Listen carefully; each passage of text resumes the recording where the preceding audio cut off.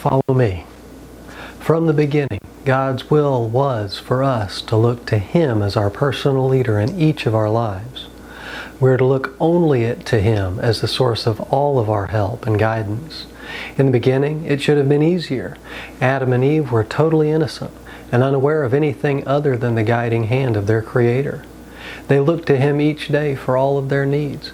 They relied upon Him and trusted Him with their lives because He was the only teacher they knew. And everything which they had received came from Him. That is, until the adversary crept in and introduced this brand new couple to deceit. In their innocence, they were unaware that there was anything but truth, since that is all God had ever shown them. It must have been difficult at first to grasp the concept that God could have been selfishly motivated in denying them the fruit of the tree of the knowledge of good and evil. But in view of the fact that they had known nothing but truth, and the fruit could increase their wisdom, they might have actually thought that God would have been proud of them for their learning. Whatever their internal reasoning, they partook of the fruit and were cast out. Since that time, fallen man has had difficulty in discerning the guidance of God in his life. There are so many paths in this life which seem to be good. There are so many directions that we could rationalize as the way that we think God would have us to travel. We use reason and logic rather than leaning on God and truly seeking His will for our lives. The enemy of our soul loves reason and logic. Like many other things in this world, they are not inherently evil. They are often beneficial to the true child of God.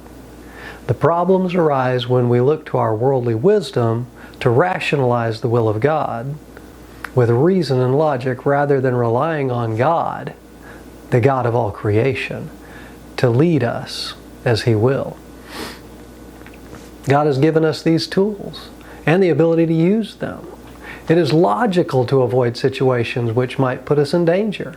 It's reasonable to listen to the advice of our elders. But when the will of God is in direct conflict with our reason or logic, we must always err on the side of God's will. You can be certain that if God is truly leading you in a way that seems difficult or frightening, He will also supply the strength and the courage that you will need in order to face it, if you will only trust in Him and hand over complete control of your life to Him. What we have to do is be sure that God is the one leading and not self or the enemy. We must surrender our will completely to our Creator if we hope to perceive His guidance in our lives. In Exodus 33, 1-3 we read, "And the Lord said unto Moses, Depart and go up hence, thou and the people which thou hast brought up, out of the land of Egypt, unto the land which I swear unto Abraham, to Isaac, and to Jacob, saying, Unto thy seed will I give it. And I will send an angel before thee, and I will drive out the Canaanite, and the Amorite, and the Hittite, and the Perizzite, and the Hivite, and the Jebusite, unto a land flowing with milk and honey. For I will not go up in the midst of thee, for thou art a stiff-necked people, lest I consume thee in the way." After the Israelites had sinned by making and worshiping the golden calf, God told Moses that He would send an angel to lead them into the promised land. This was certainly a test of Moses' faith, and by his response in the following verses, he passed with flying colors. In Exodus 33, 13-17 we read, "Now therefore I pray thee," this is Moses speaking, "if I have found grace in thy sight, shew me now thy way, that I may know thee, that I may find grace in thy sight, and consider that this nation is thy people." And he said, God, that is, "My presence shall go with thee, and I will give thee rest." And He said unto him, "If thy presence go not with me, carry us not up hence. For wherein shall it be known here that I and thy people have found grace in thy sight? Is it not that thou goest with us? So shall we be separated, I and thy people, from all the people that are upon the face of the earth." And the Lord said unto Moses, "I will do this thing also that thou hast spoken, for thou hast found grace in my sight, and I know thee by name." For his faithfulness, God blessed Moses with His continued presence and leading. Moses was unwilling to take another step if God Himself was not leading the way.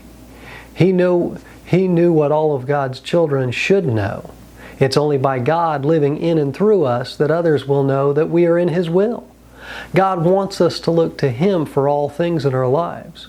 He will not lead us unless we are seeking to be led by Him. We've all faced trying times. We've all been unsure of the direction which God may have been leading us. Often we consider the situation at hand and reason in ourselves the best way to handle it. We may, in ourselves, determine the most logical way to deal with it.